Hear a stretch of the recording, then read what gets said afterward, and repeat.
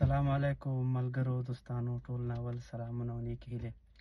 بعد له سلامه ما دا ویل چې ما خپله له امریش سر نه پتین طبي اخیستې ده او تاسو به استادان په پښتو کې هم وګورئ، په اردو کې به هم وګورئ.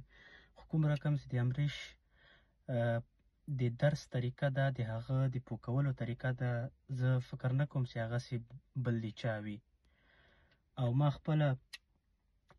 ته خپله یعنې ایټالین زه نه پوهېږم، یعنې مطلب په ایټالین یعنې زه دلته لا وم هم نه، زه په بل ملک کې وم او ما ته ایټالین نه وه زده. نو ما چې کله امریش سره رابطه وکړه او بیا هغه ما ته کومې خبرې، کوم درس طریقه داسې موږ ته وویلې، یعنې ما ډېر زر خپل پتین ته واخیستله.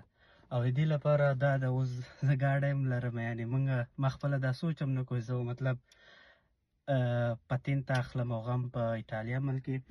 بل زه دلته اوس راغلی یم، یعنې دلته یم په ایټالیا کې. اوس هلکان افغانان موږ وینې پښتانه وایي چې تا ته خو ایټالیان هم نه ده زده، تا څنګه پتین ته واخیسته.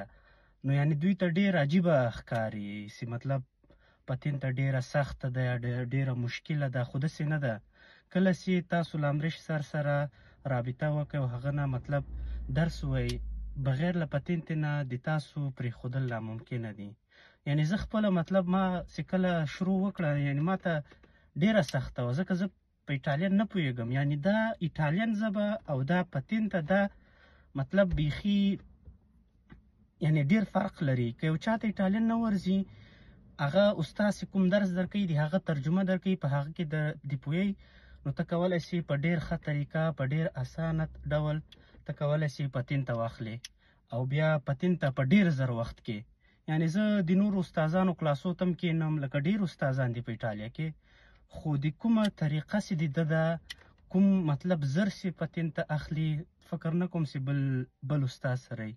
نو که غواړئ 100% وغواړئ چې 100% مطلب نیت هم داسې پتین ته واخلئ، نو له امریش سر نه درس ووایئ. دا زه مطلب نه وایم چې ما ترې اخیستی، یعنې دا نه وایم چې تاسو یې هغه وکئ. یعنې د درس طریقه د ده هر څه ډېر فرق لري.